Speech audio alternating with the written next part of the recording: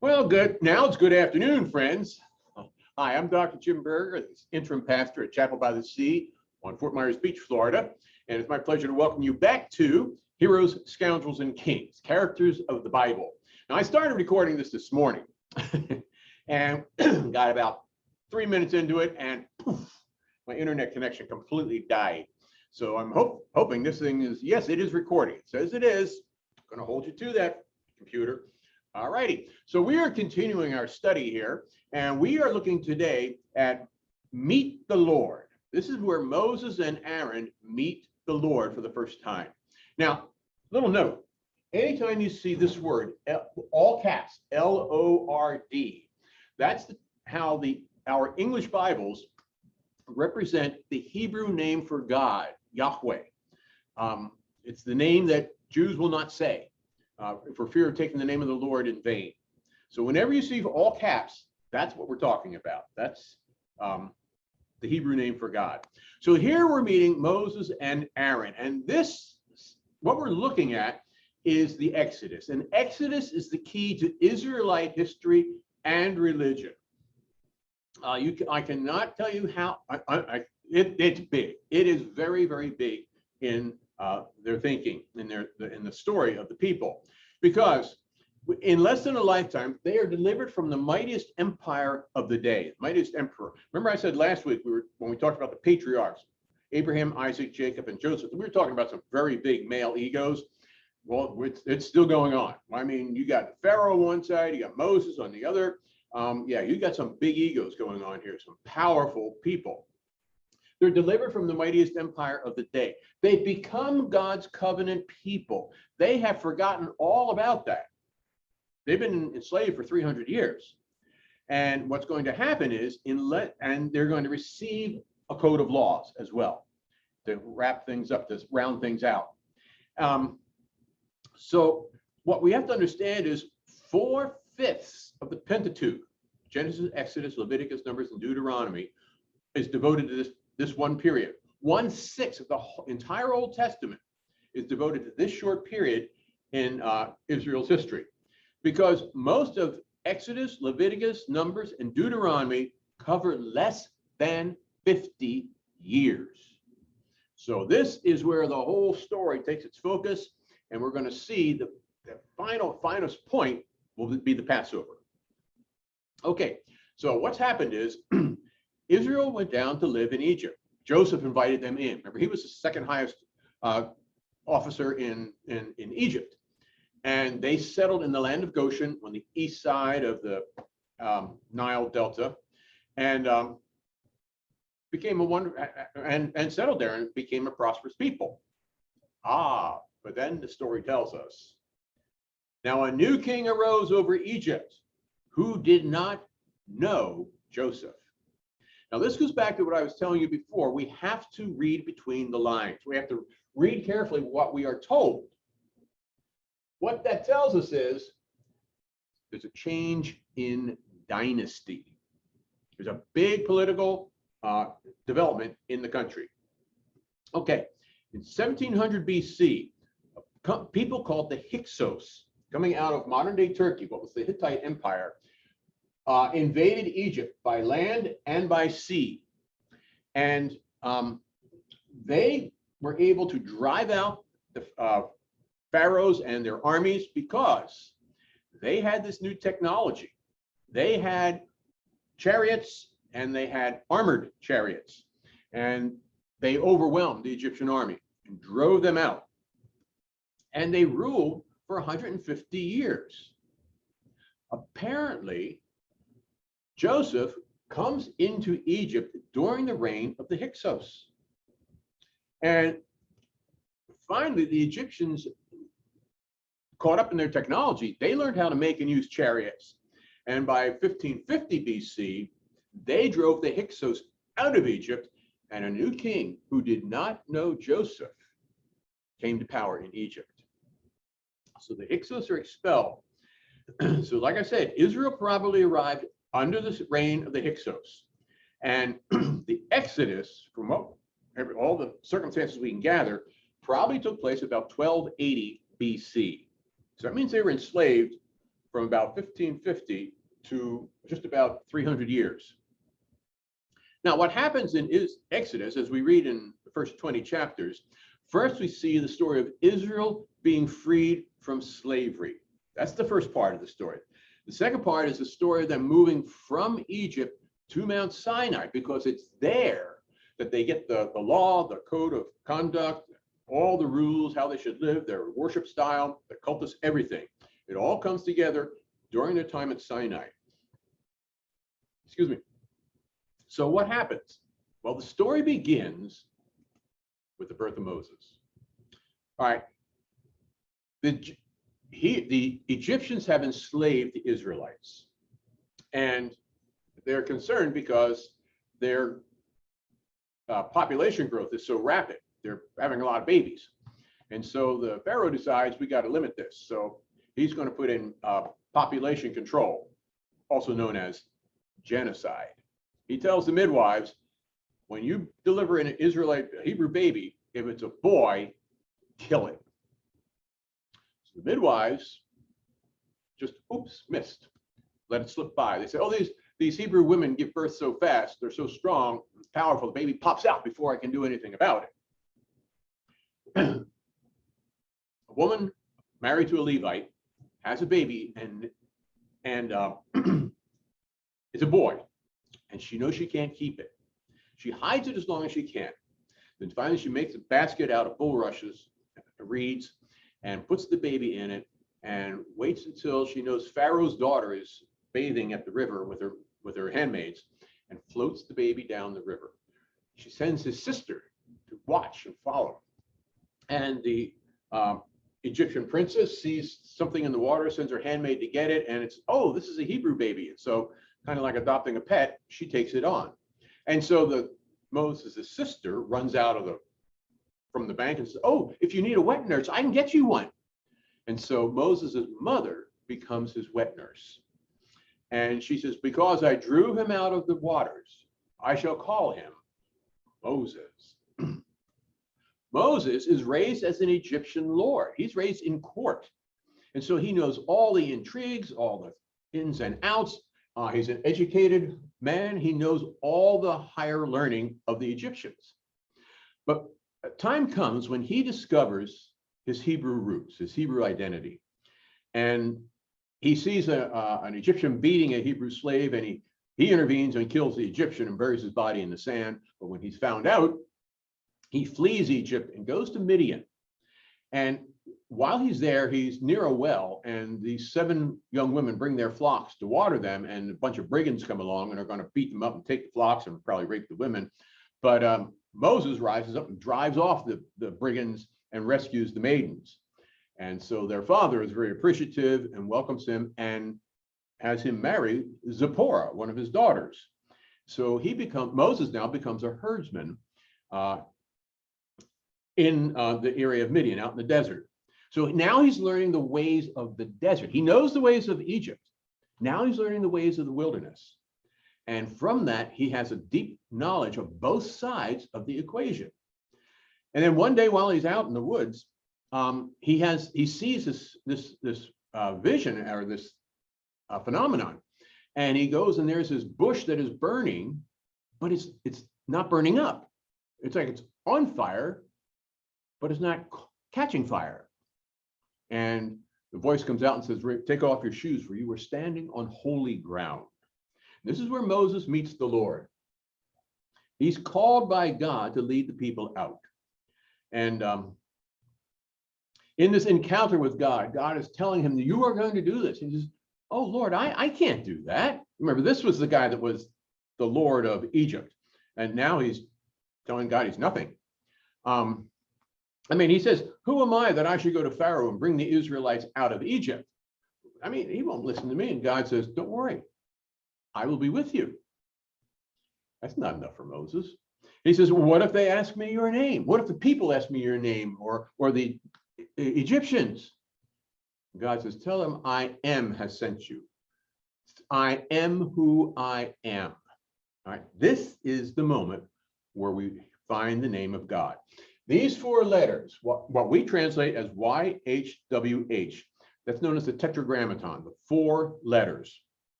This is the name of God. This is the name that Hebrews and rabbinic scholars will not say. They will not say, in English, they will not say God. When they write it, they will write G, 2 underlines, underscripts, period. They will not say the name or write the name, but they know it. We transliterate it as YHWH, or Yahweh, or the Lord. And remember, as I said, when you're writing this name in English, it's written with all capital letters to tell you that's where God's name appears. I am, or I am who I am. So, okay, so now he's got the promise God will be with him. He's got the name of God, and he says, but what if they don't believe me? I'm sure God's getting frustrated at this point. He says, what's that in your hand? He says, my staff. Throw it on the ground. Throws it to the ground, and it turns into a serpent. Pick it up. Picks it up, and it turns into a staff again. You're going to be able to use that. He says, but Lord, I'm slow of tongue and speech. God says, don't worry, I'll tell you what you are to say. Lord, please send somebody else. He says, all right, you can take your brother Aaron with you. He'll be your helper, but I'm going to be there with both of you. So he goes, and he walks into the presence of Pharaoh. And, you know, in all likelihood, these guys know each other because he was raised in this court. And he comes back to confront the Pharaoh. And the Pharaoh says to him, who is the Lord that I should obey his voice and let Israel go? And he won't let him go. So Moses says, let my people go. And when Pharaoh refuses, God sends the plagues. Ooh. Now here's what happens with the plagues. Number one, they all occur within a short time. They all happen just as Moses predicts they will happen. In every case, the Israelites are spared and the Egyptians are afflicted. They are intended to show Pharaoh that Yahweh is Lord. But more than that, they are showing Israel that God is real, because Israel has completely forgotten about Yahweh. They don't even know who he is anymore. It's been 300 years since Joseph. Moses got a big job on his hands. He's not just trying to get them free. He's trying to educate them as well. And there's a pattern to the plagues. Pharaoh's heart is hardened. Moses prophesies a plague, and it happens just as he said. The Egyptians suffer. The Israelites are safe. Pharaoh begs Moses to intervene. Moses prays to God, and the plague is lifted. And then Pharaoh reneges on his promise and changes his mind. Now, the thing that we don't realize is when these plagues come, each one is an attack on an Egyptian god. Nile turning to blood. Nile is the mother of all life in Egypt. Then come the frogs. Frogs are followed by gnats swarming so thick you can't breathe. Flies surrounding you. The whole land is infested with flies. All the farm animals die. And you know what happens in an agricultural world when all your draft animals die? You're out of business. You are in deep kimchi because you've got no draft animal to pull your plow or move your cart or pull your sledge, whatever it might be. Then come all the Egyptians are afflicted by boils all over their bodies. There's a hailstorm that destroys what's left of the crops. And that's followed by a plague of locusts that eat anything that the hail didn't destroy. The sun, remember, the biggest god in Egypt is Ra, the sun god. And the sun is darkened. And then the god Anubis, the god of death, is challenged in the Passover. And the firstborn son of all Egyptians is slain by the angel of death. The Israelites are spared because God has told them, kill a lamb, put its blood on the doorpost and on a lintel over the door. And when the angel sees that sign, it will pass over your house. And so they are instructed to then boil the lamb and eat it, or cook the lamb quickly and eat it. Eat it with your staff in your hand and your clothes on and ready to go, because you're going to leave right away. And the next morning, Pharaoh says, that's enough. Rise up and go away, both you and the Israelites. And so this massive population, I'll tell you how big it is in just a moment. This huge population all depart at the same time. Now, this is the capital. This is the working force that Pharaoh is using to build his cities. He's got like 3 million slaves here, and they're going to walk out. After they go away, he has second thoughts and says, hey, wait a minute, I just gave away all my workers. So here's what they do. They leave, they're from the land of Goshen up here. So they leave Egypt, and instead of going directly to Canaan, God's got a different plan, and they come down to Sinai, and eventually they will go back up to Canaan the back way. But as they come to leave Egypt, first they have to cross the Reed Sea. And they hit this body of water, and they're trying to figure out how are we going to get across. And Pharaoh's had a change of heart again, and he's chasing them with his cavalry, with his chariots. So God puts a pillar of fire behind the Israelites to block the Egyptians. And then, in a miraculous action, a mighty wind blows from the east and blows back the waters of the sea. And the Israelites cross during the night on dry land. Now, how big was the Exodus? That's important as we're considering them crossing this thing in one night. It was 2 to 3 million people plus animals. This is a huge population. Think about it. I think Lee County, I think is what, 800,000 people? I think 3 of us. In crossing the Red Sea, it was done in one night. And we're told they crossed on dry land. Well, if you've got 2 to 3 million people, in order to get everybody across in one night, that column probably had to be 5,000 people wide and 3 miles wide. And so there's a 3-mile swath of people crossing this Reed Sea.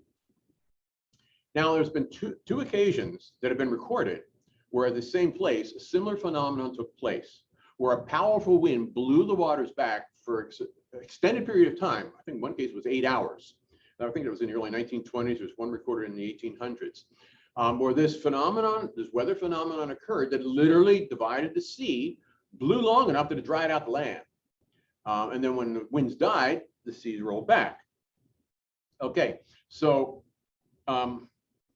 when the seas rolled back, hang on, I got interference here.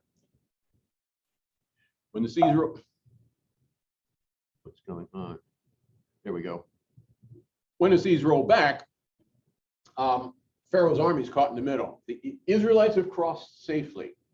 And when the Pharaoh's army pursues them, when the pillar of fire removes itself, they're caught in the sea as it comes back, and they're drowned, wiped out. Pharaoh's army is gone. So, boy, Pharaoh's having a real bad day. No doubt about it. So they move on down to Sinai, and takes them about 3 months, and they encamped there. And there's a retired quartermaster general from the army, who looked at this and started figuring out how many supplies would it take for this mass of people. He estimated it would take 1,500 tons of food per day, 4,000 tons of firewood, and 11 million gallons of water. Whoa, this is a big deal. Not only is it a big deal, you got all these people. How are you going to organize them? They have a very careful organization laid out. And when they can't, it probably looked like this, with the various tribes in a square pattern around the central courtyard where Moses and the Levites were. The central command was in here. And they had to keep this place well organized, because this is huge. Every site had to be 750 square miles, or 2/3 the size of Rhode Island. Yeah, this is a big, big deal.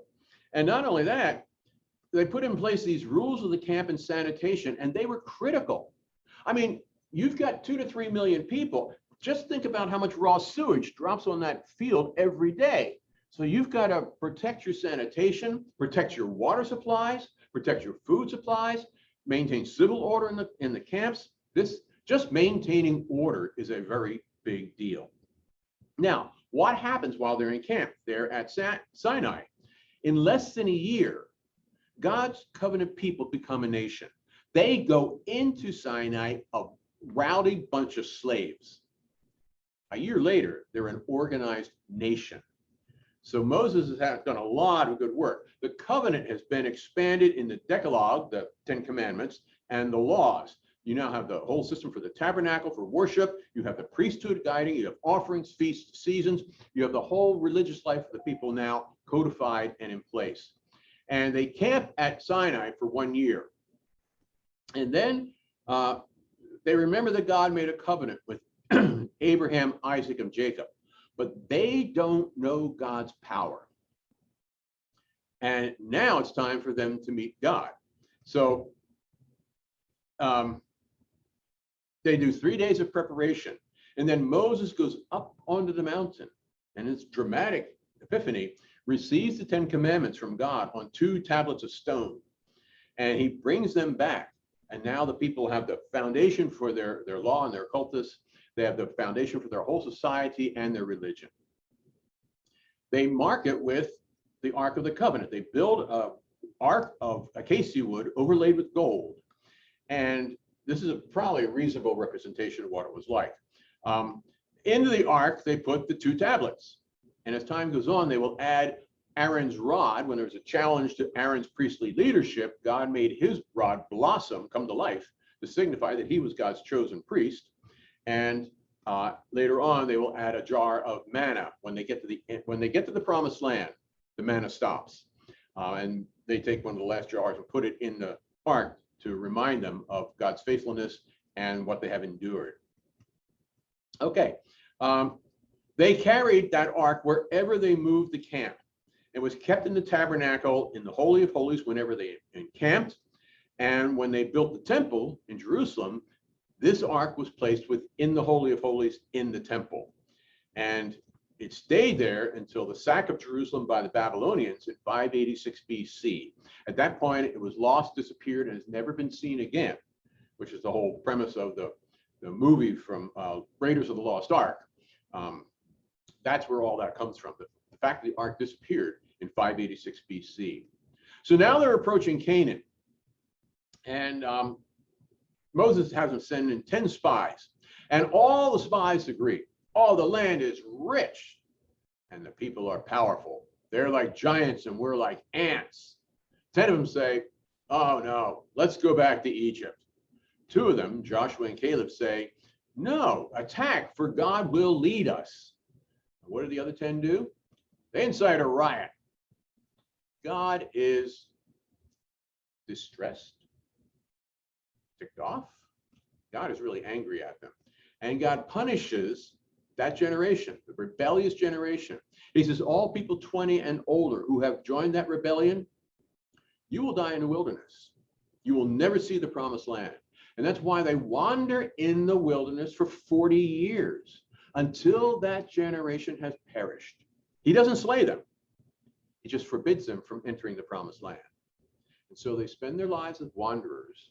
And when they are gone, the new generation takes over. Moses leads them to the edge of Canaan. And there he passes the leadership to Joshua. God has told Moses that he shall not enter the promised land because of sin that Moses was involved in earlier on in his ministry. So Moses goes up on Mount Nebo, and on the top of Nebo looks over into the promised land and then dies. And we're told in scripture that never since has there arisen a prophet in Israel like Moses, whom the Lord knew face to face. He was unequaled for all the signs and wonders that the Lord sent him to perform in the land of Egypt, against Pharaoh and all his servants in his entire land, and for all the mighty deeds and all the terrifying displays of power that Moses performed in the sight of all Israel. Moses has that special place in Hebrew thinking, along with this period known as the Exodus. Now, what was there about Moses' relationship with God and with his people that made him unique? Think about that for a minute. One was that he was the person who met God face to face and lived to tell about it. No one can see God's face and live, we're told. But Moses had that special presence and privilege before God. Also, what does it mean for us to know God face to face? We say in one of our hymns, "Here, O my Lord, I meet thee face to face." We don't need a mediator in between us and God. That's the whole role of Jesus and the incarnation and our salvation. We now can go into God's presence and address our Lord by the presence of the Holy Spirit as our advocate and our paraclete, our one who speaks for us. And also, what would you like to do for God? That's another one you can think about. What is God calling you to do? I mean, you may be 80 or 85, you may be 40, or you may be 20. But what is God? God's always calling us to consider what to do next in his name. And that may be offer our prayers for someone we love, someone who needs our support. It may be picking up the phone and calling somebody who needs that support. It may be praying with somebody when they're feeling down and desperate, or when they're in facing severe medical crisis and need somebody just to talk to and lean on. God's always got a job for us. He had plenty for Moses to do, but Moses passed the mantle to Joshua. Joshua passes it to us, because these are our ancestors of faith. This is our spiritual DNA, friends. This is who we are descended from spiritually. So it behooves us to know who our family was. So that's why next week we're going to continue with the conquest, Joshua and Caleb, and then we'll move from them into the period of the judges. So we talk about what happens not only when they conquer the land, but when they live in the land. What's going to transpire? Because they are not going to the story doesn't stop when they get to Canaan. The story has a long way to go, and we're part of that story too. So join me next time as we continue with Heroes, Scoundrels, and Kings, the characters of the Bible here at Chapel by the Sea Presbyterian Church in Fort Myers Beach. I'm Dr. Jim Berger. It's my pleasure to be your host. Hey, if you're on Facebook, like us. Leave me a comment. I'd love to hear from you, to know what you're thinking, what your perception is, and how well this video turned out for you. All right? Keep us in your prayers as we continue our search for our new minister. And by the way, Sunday the 24th, there's a live gathering here in Silver Hall where we're going to talk about our memories of the best times at the chapel. What are we feeling today? What's our dream for the future? And the following week, October 31st, Reformation Sunday, we will do a Zoom gathering for the same purpose. So if you want to be part of that Zoom conversation, just contact us at the church office or contact us on Facebook, and we'll give you the Zoom contact and get you into the meeting so you can be a participant and tell us your dreams, your visions, and your memories as well. My friends, may God bless you on this day. May his peace continue to keep you in all that you do. Have a wonderful day. God bless you.